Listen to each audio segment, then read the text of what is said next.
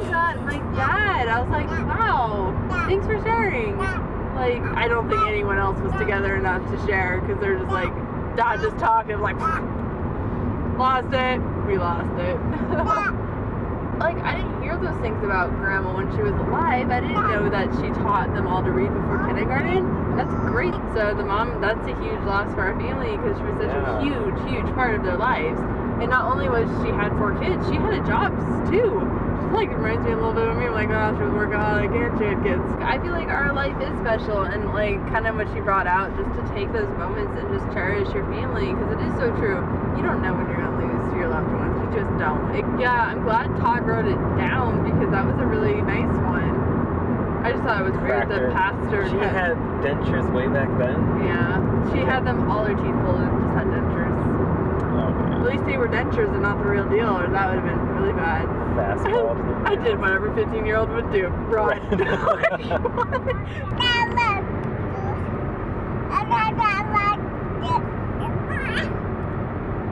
Wow. Okay. And what else? What happened to your bow?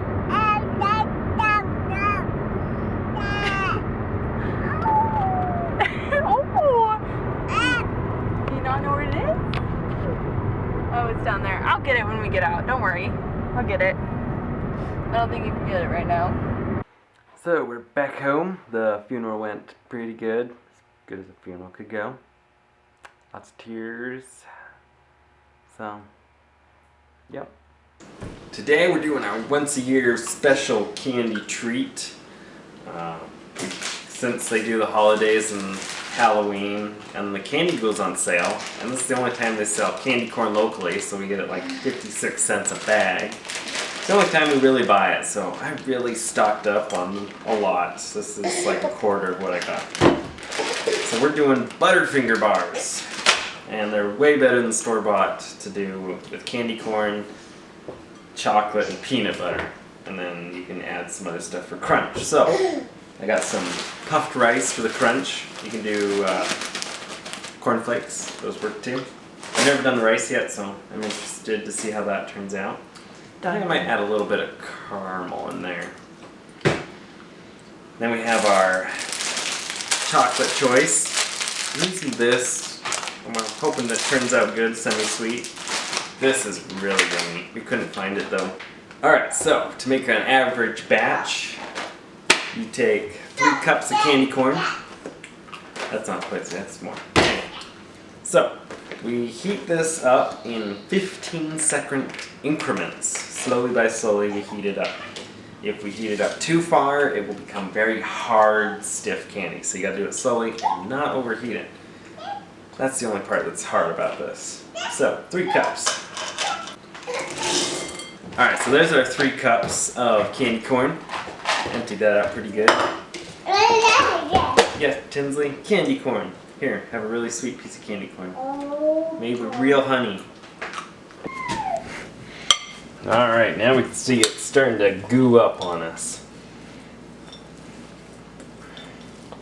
I don't know. Yeah, right here. Okay, thank you.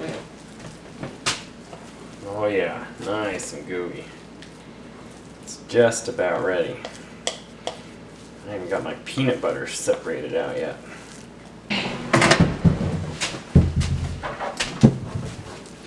Alright, that's about as gooey as we want to push it. It's still workable, still liquid enough. Little clumps in there, but they'll come out. Now I gotta warm up and get my rice ready and peanut butter to mix into this. And I'll reheat this as necessary when I'm ready, when those are ready to go. Because this stuff will cool pretty quick and get stiff. Alright, now I gotta get my 1.5 cups of peanut butter ready to go. Should have gotten this preemptively ready. Much easier work when everything is warm. Once I get this all scooped in here, I'm going to add another 15 seconds to make it easier to mix. Alright, 15 seconds.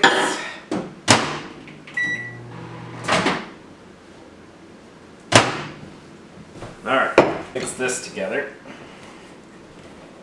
Oh, that's pretty thick. Alright, now we add the crunch factor.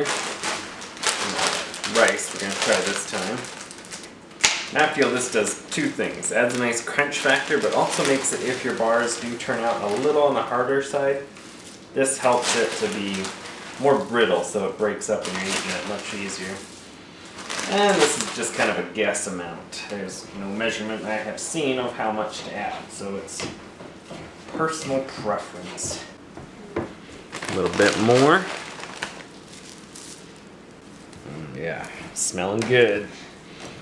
Kind of like a honey peanut butter it's smelling like.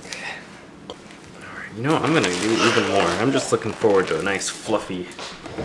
It's getting a little stiff, so I am oop, I made a mess. It's getting a little stiff, so I am gonna throw it in the microwave for one more 15-second segment. So when I pour it and lay it flat, it'll go nice and easy.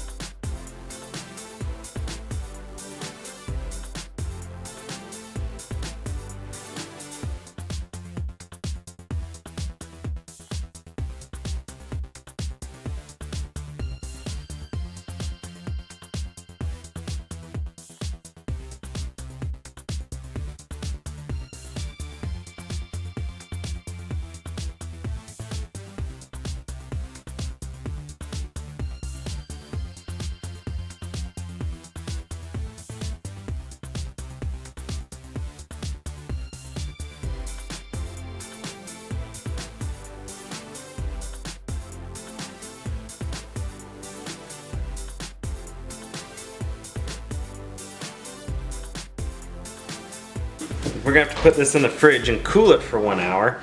And it's gonna be pretty stiff after we do that. So preemptively cutting your bar shapes out is extraordinarily helpful later.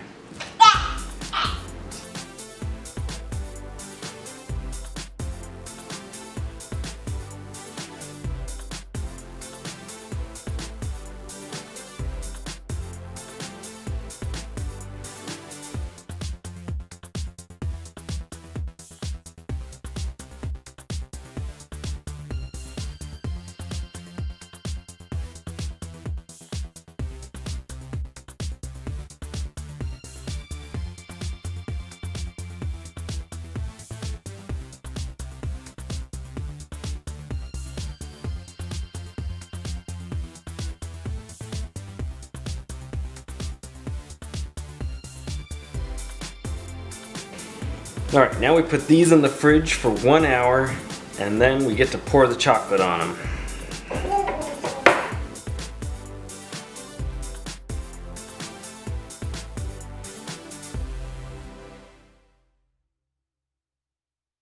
So if you're just looking to make one batch, like what you just saw, we're about to do the chocolate, you'll need 3 7-ounce bags, or bags that equal up to that, depending on your size, and 1 12-ounce bag of semi-sweet chocolate. And I really like this brand, very yummy. And then just a 1.5 cups worth of peanut butter, so one of those smaller, larger containers, kind of easy to come by. And then just a small bag of cereal for the crunch factor, which I think is important. So I'm being bad and making Oreo cheesecake bars. And I'm using the Halloween Oreo ones because guess what? They're on sale after Halloween. So we're gonna use those. They are orange, but they still have the same flavor. So yummy, yummy. I will show you the end result. Tinsley's got the dream swing inside the house. He's not so happy about it now, though. It's because I gotta get over there. Go. Okay, come on. Come on.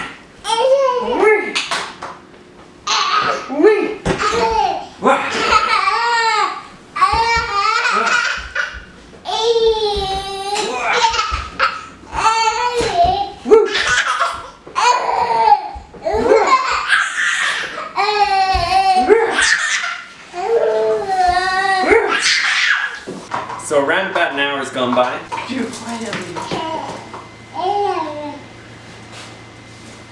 So we're breaking up our bars, getting them ready.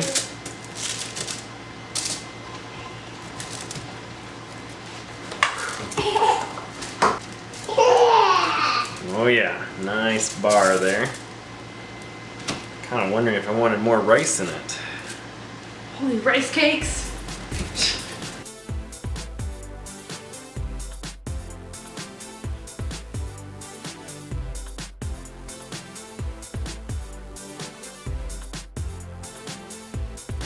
So, this is why you want to preemptively cut them, because they're pretty hard. They'll still crunch apart when you bite them, but they're still pretty hard, and cutting through that after it's cooled, very difficult.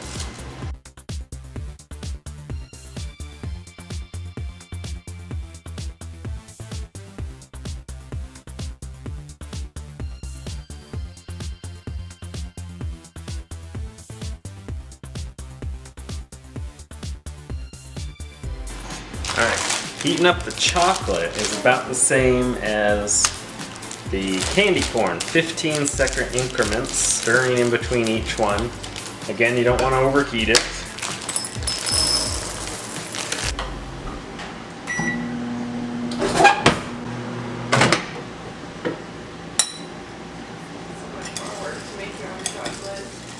Nothing's really happened at this point, but you still don't want it to overheat and get stiff. Good job.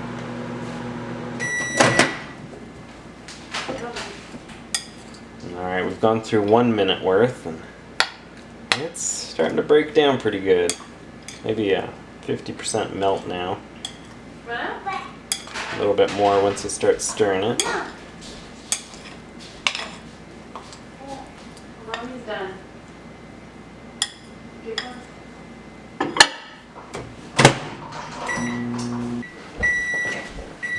Battery's almost dead.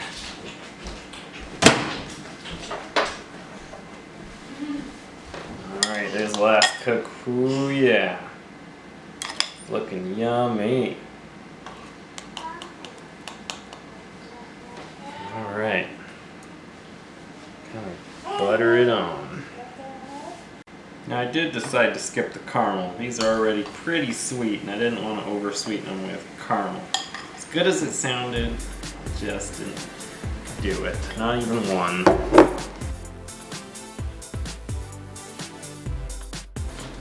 Now last time I did coat all the way around with chocolate. Here I'm not doing the bottom. There's already a lot of chocolate on there. It's a lot of sweetness. So I just find it's not necessary to have the bottom chocolatified.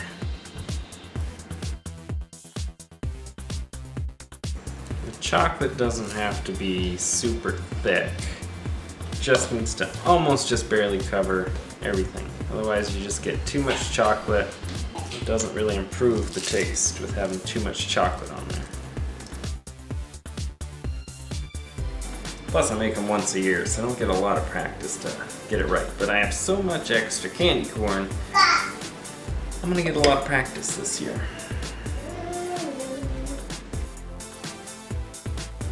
So once these get finished on chocolated up, put them in the fridge. At this point you just kind of gotta wait and see when this chocolate hardens up and they're ready to eat.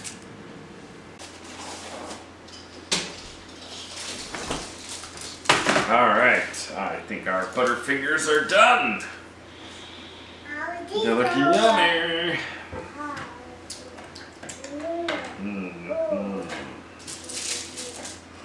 Alright.